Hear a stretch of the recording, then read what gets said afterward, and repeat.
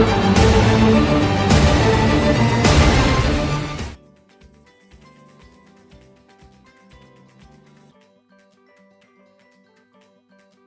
pleasure that I welcome you to today's session. And today we'll be looking into Nigeria's import tradition, so to say. Okay. Recently, a report was published about the top 10 imports that Nigeria made in the first quarter of 2021. And in that report, it is said that China, Netherlands, and the United States led the list of top Nigeria import sources in the first quarter of 2021. The three countries jointly accounted for 48.8% of the total import bill recorded in the period. This is contained in the Foreign Trade Report released by the National Bureau of Statistics, and also Nairametrics reported that Nigeria's foreign trade rose by 14.1% year on year to stand at 9.76 trillion naira in the first quarter of 2021. And this is largely due to the significant 54% surge in import bills. So the increase in import value also pushed Nigeria's trade deficit to its highest level ever recorded, moving from 2.73 trillion naira recorded in quarter 4 of 2020 to 3.94 trillion naira in quarter 1 of 2020, both negative trade balances, which isn't so good for the economy.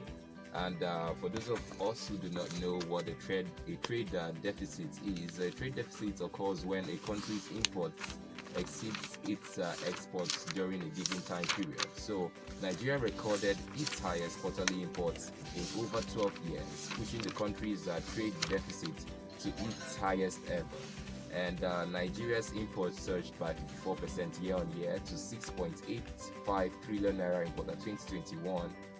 quarter 1 of 2021, from 4.44 trillion naira recorded in the corresponding period in 2020. So today, we look at this trend of excessive importation critically, and we ask questions. Where is the nation's economy headed with this ever-increasing trade deficit? What is the fate of the nation that heavily depends on imports to survive? My name is Yagazi Obiwani, and once again, welcome to the Parliament. My name is Favor. Glad to have you join us again this beautiful Thursday morning. To discuss this issue of importation, we have right here in person in the studio Mr. Tony Odukwe.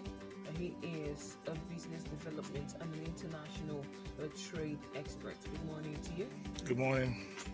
Good morning, Mr. Tony. Good morning, Yagazi. Okay, so the numbers are staggering. I've read it out. For me, as a layman, I don't entirely understand what these numbers translate to, but I would first like to start by asking this question. Why are we importing so much? Laziness. Laziness. That's a basic answer, laziness. But it actually started from with the discovery of petroleum in Nigeria. Before the discovery of petroleum, I've always said this: Nigeria did well agriculturally. You know, agriculture also accounts for a good percentage of production, right? Whether it's food production or food processing, right? But before that time, Nigeria was doing quite well. But when we discovered petroleum, it made our politicians lazy. You know, they say necessity is the mother of invention, and that is to say, agogoy, if you get hungry, then you look for creative ways to make money. Right? But if you were born with a silver spoon, that's why you find that most kids born in very wealthy families don't amount to anything. Look at all the politicians from the First Republic. How many of them do you hear about their sons doing great things in Nigeria? A lot of those people were born with silver spoons, you know, in their mouth. And so they lack creativity because they have everything on a platter. And so that's what Nigeria became. Oil gave us everything on a platter, right? Oil revenue was coming in daily. Nigeria was selling, you know, millions of barrels of oil on a daily basis. So there's no lack of money, you know. And that was why in 1977, I think it was Gowon who said Nigeria, during the Festac 77, they held a Festac and did a magnificent sports festival. That was when Festac was built. People came from all over the place and stayed in Festac. So he said that Nigeria wasn't suffering from a lack of money, but how to spend it was the problem. So you see the mentality that oil gave our, successions of Nigerian politicians. And so we began to squander oil money. And nobody thought about diversifying the economy. Nobody thought about creative ways of creating jobs. Nobody thought about, exploring other resources, whether in the solid minerals or in textile or even agriculture, investing heavily in agriculture. Everybody kept eating the oil money. And so it made Nigerian politicians lazy. And so we didn't build all the industries we needed to build, But the fact is, to grow GDP, to grow the economy, I have always said this, you need to heavily industrialize, you need to scale industries, because these industries are not only going to help grow internally generated revenue, they're going to give our people jobs, and they're going to help curb crime. And this is one thing Nigerian politicians haven't done in the last 60 years. Okay, you say it's laziness that has made Nigeria depend so much on imports right now. Definitely. And it makes me wonder. I mean, we discovered oil, and oil was yielding a lot of revenue. Yes. And then we turned to importing. Why do you think Nigeria or the leadership of Nigeria didn't invest in, creating the infrastructure that would help us produce in our own country? Why? Like I said, it's pure laziness. It's easier to import. Now, let me explain to you. Can that be described as laziness or lack of foresight?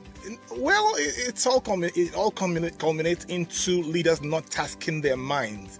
If you are sitting in your comfort zone and you do not want to task your mind because you have it easy, it's laziness. But let me explain this further. Petroleum gave us everything. Nigeria didn't lack in GDP. We didn't lack in, we didn't lack money. Everything we wanted to do, we did, but all of a sudden something happened around 2007. That was when leaders began to see that really, if we don't diversify, there could come a day when oil money won't be there and we'll be in trouble, because there was a recession in 2007 and oil prices crashed, right? And around that time, America always was one of our major oil buyers, right? But America is also surprisingly an oil producer, right? And so what were they doing? They were producing and storing up their oil. So around that time when the world had an economic crunch, what did America do? They stopped coming to market. They opened up their reservoirs and began to sell to their people. And we lost that major source of income. And so Nigeria's, capital market almost crashed, right? So the point is, our leaders lacked the creativity, to grow the economy. Now, why would they have grown the economy? If they had foresight, if you said, like you said, it's a lack of foresight. Yes, if they had foresight as well, they would have also thought about it. Because around 2007, I looked at the world and the way technology was going, and I knew there would come a day, when we'll look for oil money and we won't find it. So I wrote an article at that time, around 2007.